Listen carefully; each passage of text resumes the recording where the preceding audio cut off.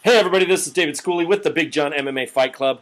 Talking about fights, we're talking about awesome fights, and I'm talking about it with the man that's been there from the beginning, Mr. Big John McCarthy. How you doing, man?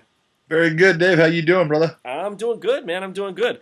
I'm talking about some cool fights here, man. I'm excited about this one. We've got the big guys coming into Bang, and it's going to be on UFC 160, live from Vegas, Saturday, May 25th. So I know I can't ask you for predictions, even though I want to so badly, and I know people do all the time everywhere you go, but I am going to ask you for some insight, man, because we've got Velasquez versus BigFoot, man. Tell me what you think about this.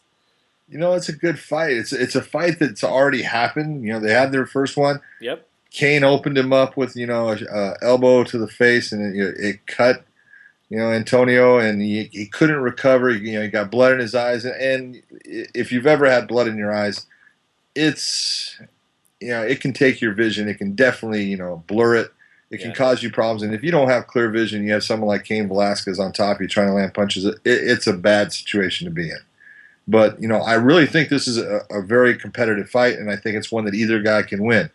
BigFoot is much faster than people think. Right. He is a huge human being as far as not so much tall, but the girth and size of his features. He's a big, big man. To get down to 265 is amazing because the guy's got, just a huge head, huge hands, huge feet.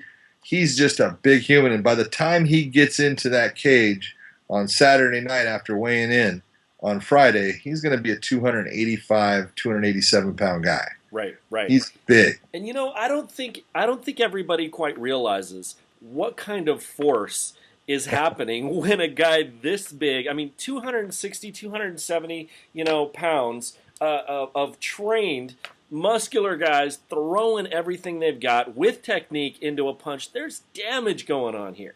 Yeah, well, and that's the one reason you like the heavyweights is, they're not as fast as the smaller guys and stuff, but the one thing that they bring to the fight is they can hurt each other that fast. Yeah. All it takes is one punch.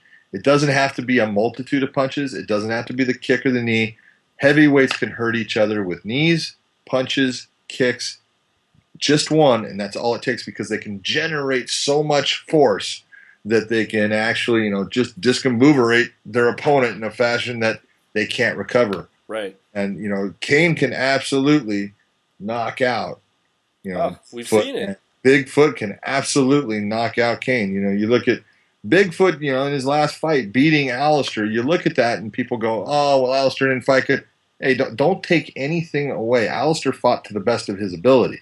Right. BigFoot knocked him out. He knocked out the K1 Grand Prix champion. Right. Man can punch. Yeah. And he's got a fist that's huge. Exactly. It's going to cover all of Kane's face for the most part. He's got cinder blocks on his arms. That's, huge hands that he's throwing, man. I'll tell you what, either guy can win that fight. I know Kane is going to be wanting to take that fight to the ground, to control BigFoot, and take the ability for him to use that weight and those strikes away from him. He doesn't want BigFoot on top of him, and he doesn't want BigFoot on his feet. So he's going to try to do the same game plan he had last time. That's take him down and damage him while I'm on top of him. Right. Can he do it? Absolutely. He's already proved that he can. Sure. Can BigFoot change it? That's the real question. Right. Well, listen, man, I got to say, going right into the next one, we're talking about big, heavy hands. We're talking about punchers. Oh, my God, Junior Santos and Mark Hunt. That's the very next one on the card. We're got, again, we've got the, 265 pound, 235 pounds. These guys are coming into Bang, too. And I got to ask what you think about that. Well, this is when you can pretty much guarantee someone's going to go to sleep. I'm thinking knockout of the night. Somebody. Yeah, and it's a toss-up. Mark Hunt here. This guy was a K1 Grand Prix champion. He has been known, for his entire career to have a freaking, chin of granite. The guy takes big shots and just walks through them. He's a big guy. He's going to come in, at that 265-pound limit. But you know what? Junior's going to be very close to it, too.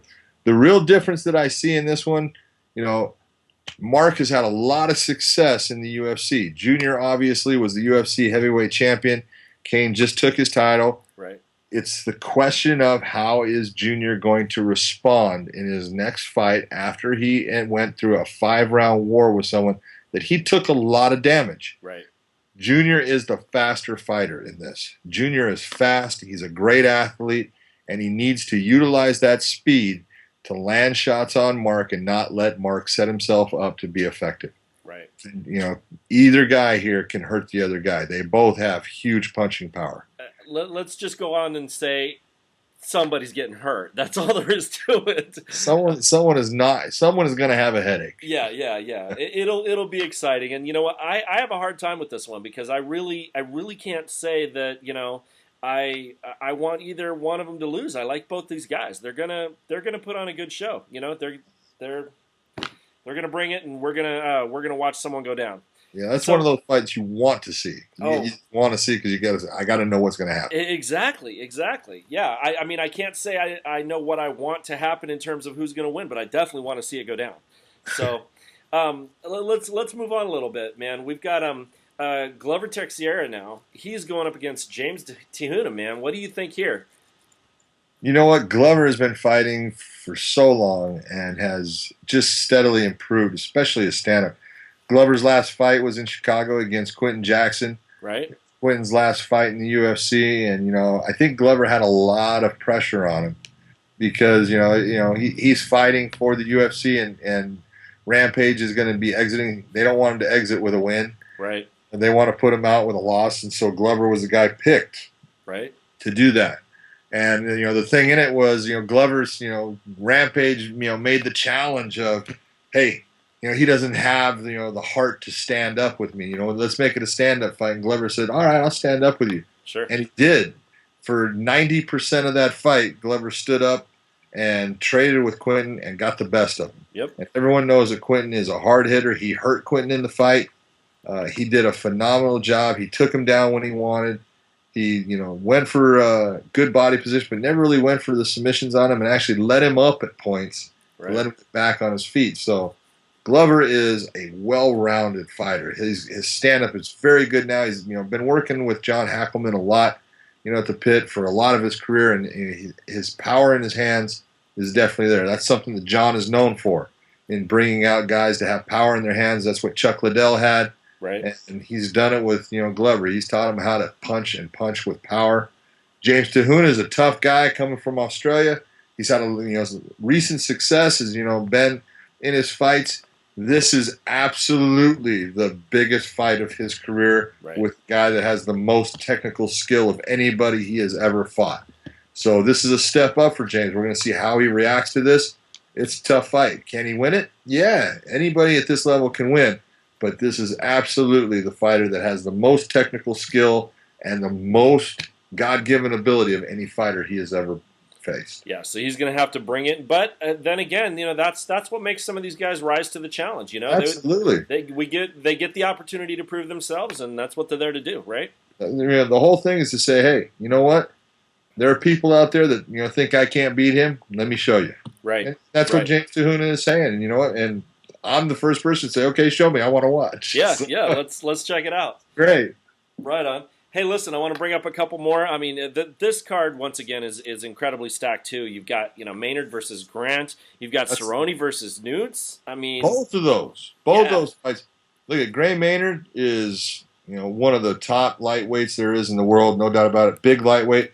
But TJ Grant has been walking through everybody. Right. And, I did TJ's last fight, and he walked through Matt Wyman, and Matt Wyman is a tough individual. And he just absolutely dominated in that fight. Hurt him early and just kept on top of him until he put him out. That he's, like I said, he beat Evan Dunham in a great fight of the night. And, he is absolutely looking to get himself into a title contention. And a win against Gray Maynard will absolutely put TJ Grant there. And he has the ability to do it. Can Gray beat TJ? Absolutely. No doubt about that. He has, absolute power in his hands. He's a great wrestler. He's got good ground game. He can take this fight where he wants. I think he's the one that can control where the fight can be more than TJ can, but both of them can win this fight. Donald Cerrone against KJ Nunes, that's the one. Same weight class, tough guys. Yeah, and KJ likes to stand and bang, and so does Donald. But Donald, the one difference I see, Donald, if he does take him to the ground, Donald is way underrated as far as his ground game. His ground game is good. Okay. He sets up submissions very well, and he pops them on fast. KJ's a guy that he doesn't like to stay on the ground very long at all. He's going to want to get it up and fight. This is a really tough fight for both guys. They're going to hurt each other, no doubt about it. They're going to be banging on each other. They're not going to walk away with, not feeling the effects of what the other guy did to them. Yeah, there's going to be some blood on the mat with that one. Hey, I can't not bring up the next two as well. I mean, you've got Pyle and Story then, and then Bermudez against Holloway.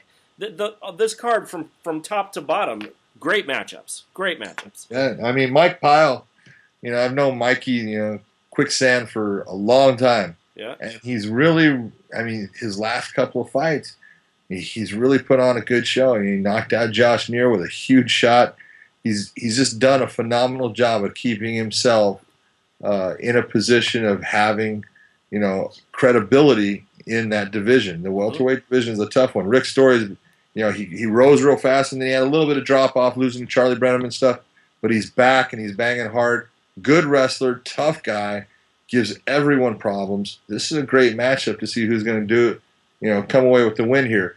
Obviously, I think Pyle has the advantage as far as experience. Sure. Story has the advantage as far as, I think, strength and just being younger. He carries that, conditioning a little bit better. Mike Pyle tends to drop off a little bit into the later rounds, but either guy can win this fight.